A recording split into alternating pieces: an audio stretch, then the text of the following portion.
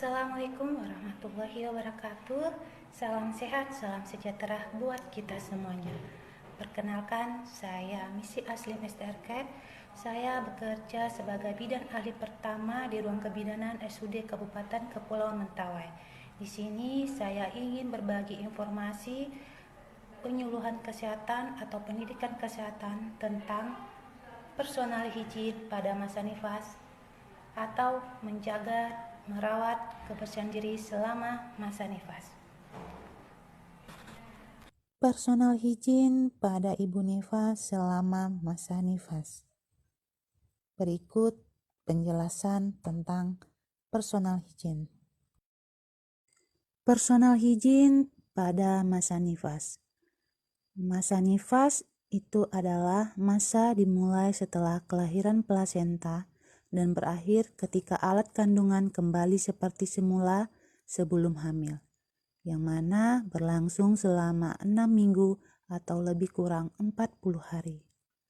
Selain itu, masa nifas atau puerperium adalah pulih kembali mulai dari persalinan selesai sampai alat-alat kandungan kembali seperti prahamil. Lamanya masa nifas ini yaitu 6 sampai 8 minggu. Masa nifas dimulai setelah kelahiran plasenta dan berakhir ketika alat-alat kandungan kembali seperti keadaan sebelum hamil yang berlangsung kira-kira 6 minggu.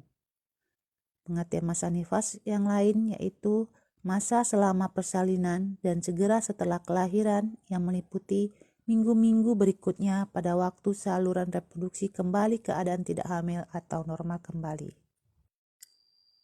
Sedangkan pengertian personal hygiene.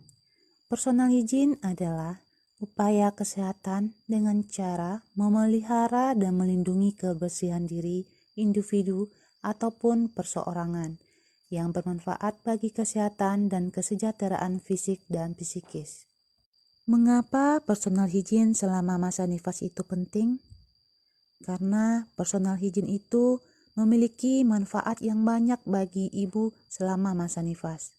Beberapa bentuk manfaat personal hygiene selama masa nifas yaitu 1.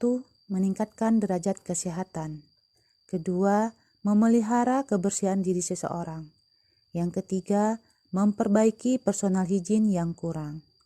Keempat, mencegah penyakit. Kelima, menciptakan keindahan. Dan keenam, meningkatkan rasa percaya diri. Berikut dampak jika tidak menjaga personal hygiene selama masa nifas. Yang pertama, ibu akan mudah sakit. Yang kedua, ibu akan terlihat kotor atau kurang bersih. Yang ketiga, bayi ibu sakit. Keempat, ibu akan kurang percaya diri. Yang kelima, ibu akan berisiko mengalami infeksi selama masa nifas. Kebutuhan personal hygiene selama masa nifas.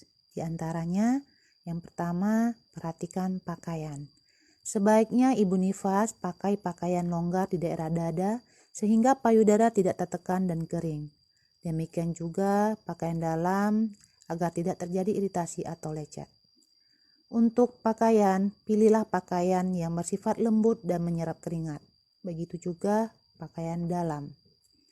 Yang kedua, kebersihan rambut.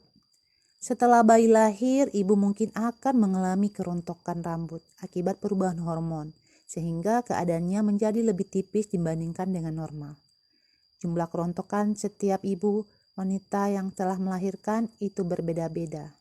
Nah, dengan demikian, cucilah rambut dengan kondisioner yang cukup, lalu gunakan sisir yang lembut dan hindari penggunaan pengering rambut. Selanjutnya, yang ketiga, kebersihan kulit. Setelah persalinan, ekstra cairan tubuh yang dibutuhkan saat hamil akan dikeluarkan kembali melalui air seni dan keringat untuk menghilangkan pembekakan pada wajah, kaki, betis, dan tangan ibu. Dalam minggu-minggu pertama setelah melahirkan, ibu akan merasakan jumlah keringat yang lebih banyak dari biasanya. Dengan begitu, usahakan mandi lebih sering dan jaga agar kulit tetap kering. Dengan cara mandi minimal 2 kali sehari, pagi ataupun sore. Keempat, kebersihan vulva dan sekitarnya. Di sini ibu harus tetap bersih, segar, dan wangi. Merawat daerah kemaluan, terutama merawat luka perineum bagi ibu yang mengalami luka heating ataupun terjadinya laserasi atau episiotomi selama proses persalinan berlangsung. Dengan begitu, ibu dapat menggunakan antiseptik dan selalu diingatkan bahwa membersihkan perineum ataupun daerah kemaluan yaitu dengan cara membersihkan dari arah depan ke belakang. Jaga juga kebersihan diri secara keseluruhan untuk menghindari infeksi baik pada luka jahitan maupun kulit. Ada beberapa tahapan sebagai berikut dalam perawatan kebersihan vulva atau daerah kemaluan. Yang pertama, membersihkan daerah kemaluan dan membersihkan vulva setiap kali ketika kita membuang air kecil atau membuang air besar. Yang kedua, disarankan juga pada ibu untuk mengganti pembalut atau kain pembalutnya setidaknya 2 atau 3 kali sehari atau 4-6 per jam.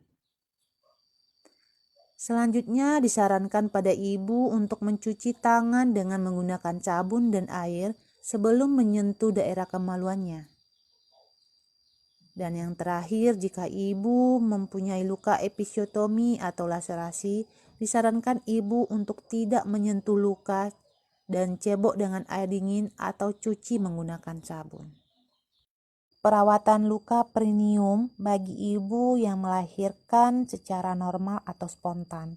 Tadi juga sudah dijelaskan bagaimana cara merawat luka perineum, namun di sini lebih dirincikan lagi beberapa bentuk perawatan luka perineum yang dapat ibu lakukan selanjutnya selama masa nifas.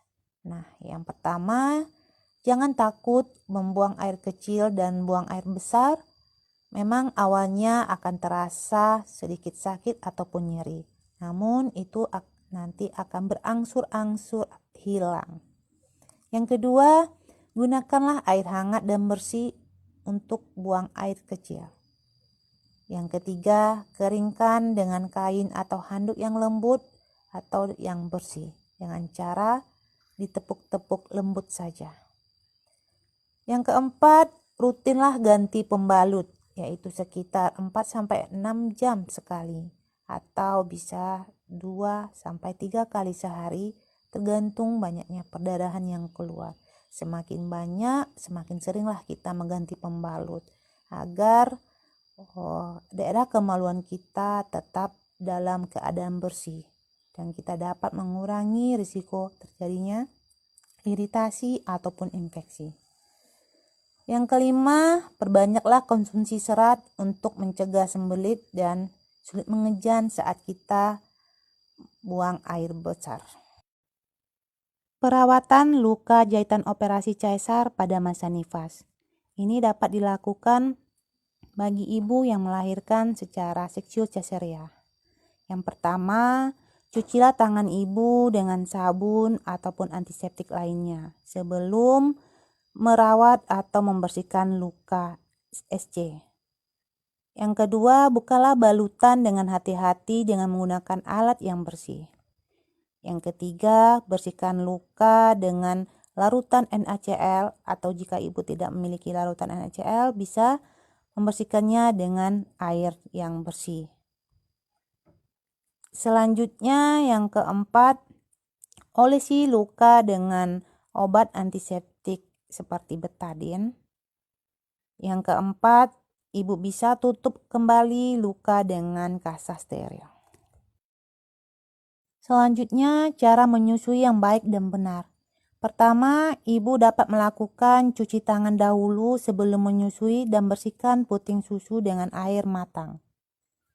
Yang kedua, bayi dipangku, letakkan kepala pada siku ibu dan tangan ibu menyangga bokong bayi, tubuh bayi pun lurus. Yang ketiga, tubuh bayi menghadap bayi, menyangga bokong bayi, tubuh bayi lurus. Yang keempat, sentuhkan puting susu pada bibir atau pipi bayi untuk merangsang agar mulut bayi terbuka. Yang kelima, setelah mulut bayi terbuka lebar, segera masukkan puting dan sebagian besar lingkar hitam di sekitar areola ke mulut bayi. Yang keenam, menyusui bayi dengan payudara kiri dan kanan secara bergantian. Yang ketujuh, menyusui juga dapat dilakukan sambil tiduran, tapi jangan sampai tertidur ketika sedang menyusui. Itulah sedikit informasi pendidikan kesehatan atau kesehatan yang dapat saya sampaikan. Nah, semoga dengan informasi tersebut dapat menambah pengetahuan semua ibu nifas dimanapun berada dan juga dapat diterapkan dalam kehidupan sehari-harian dan semoga lebih optimal lagi untuk menjaga atau merawat kebersihan diri atau personal hygiene selama masa nifas. Mungkin hanya itu yang dapat saya sampaikan. Jika ada salah kata atau salah berbicara selama penyampaian, saya mohon minta maaf. Nah, untuk itu sekian, terima kasih. Salam sehat, salam sejahtera buat kita semuanya. Assalamualaikum warahmatullahi wabarakatuh.